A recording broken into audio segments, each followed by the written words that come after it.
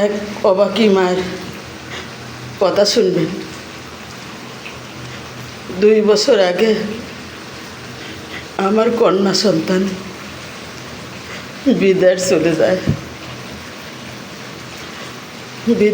যায়। তাকে বিদায় দেওয়ার জন্য আমি ব্যাকুল হয়ে পড়লাম যে আমার সন্তান বিদেশ যাবে, কি খায়া যাবে, কোনটা করলেও খুশি হবে। বাচ্চাটা আমার সাথে অনেক অভিমান করেছিল। ঝড় বৃষ্টি প্রচুর, সেই বৃষ্টিতে আমি একটু পোলার চাল কিনে আনি, তারপরে কিনি একটু সেমাই, তারপরে একটা মুরগি। আমি বৃষ্টিতে ভিজা বাজার করে এত কষ্ট করে রান্না করলাম। আবার এই বাচ্চাটা একটুও মুখে দিল না, ওই খাবারটা আমি ওই দিন আর খাইনি, জানো, আর খাইনি। আমার সন্তান না খেয়ে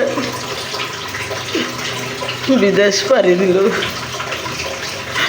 আমার সাথে অনুরাগ করে চলে গেল। আমি অনেক কান্নায় ভেঙে পড়লাম। আমার 2টা মেয়ে, একটা ছেলেটা হইলে সবার ছোট, আর মেয়েটা 2টাই বড়, ওই সবচেয়ে বড় সন্তান। তাই অনেক কষ্ট নিয়ে আবার এয়ারপোর্টে দিয়ে আসলাম। আমার সাথে আর কথা বলে না। প্রত্যেকটা দিন আমি সন্তানের লেগে কাঁদতাম। কোনো দিন আমার মনের কথা তারা বুঝতে চায় নাই, আমি যে একজন মা। তারপরে দেখ করে 2টা বছর চলে গেল। হঠাৎ করে বলে, মা আমার 2 বছর শেষ, আমি 1 মাসের ছুটিতে দেশে আসতেছি। আমি বললাম, কবে আসবা? এই তো বললো কাল, আজই আসবো। আজ 3টা বাজে, আসবো। আমি দেখো সেই আগের মতন মুরগি পাকাই নেই, আমার বাচ্চার থেকে গরুর মাংস পাকাইছি, সাদা ভাত, আবার ডাল। আমার চোখে জানি ঘুম নাই। এখন 9টা বাজে, তাহলে বুঝো আমি কখন উঠছি। এই সন্তান যদি বাবা মার কষ্ট না বুঝে,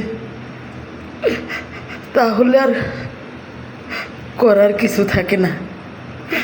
আমি ওকে মন ভরে দোয়া করি, হে আল্লাহ,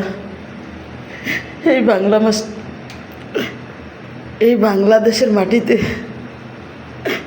আবার ওরে ফিরিয়ে আনো, সুস্থভাবে আনো। একসময় ওর একটা বাচ্চা আছে, রেখে ওর স্বামীকে বিদেশ পাঠাই 6 লক্ষ টাকা দিয়ে। ওর স্বামী আর খবর রাখে না। ওই বাচ্চাটার ভবিষ্যৎ কি, তাই আমি ওকে বিদেশ পাঠাইলাম। মাদ্রাসার বিষয় 2 লক্ষ টাকা আবার গুছাইতে কষ্ট। ওর স্বামীরে দিলাম 6 লক্ষ, ওরে দিলাম 2 লক্ষ। আজ সে ফিরে আসছে। সকল বন্ধুরাই দোয়া করবেন ওর জন্য। ও এতিম, ওর সন্তানটাও এতিম। তাই সকল বন্ধুকে বললাম আমার সন্তান আজ ফিরে আসছে। আমি অনেক হ্যাপি, অনেক হ্যাপি। তাই সবাই আমার সন্তানের দিকে দোয়া করবেন।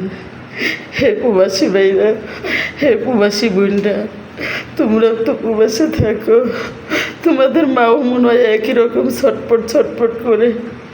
তাহলে তাগো মাঝে মধ্যে খোঁজখবর নিও।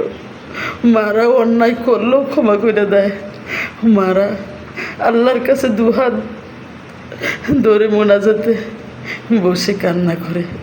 তাই মা গো, কষ্ট দিও না, আর কষ্ট দিলেও মা ক্ষমা করে দিব।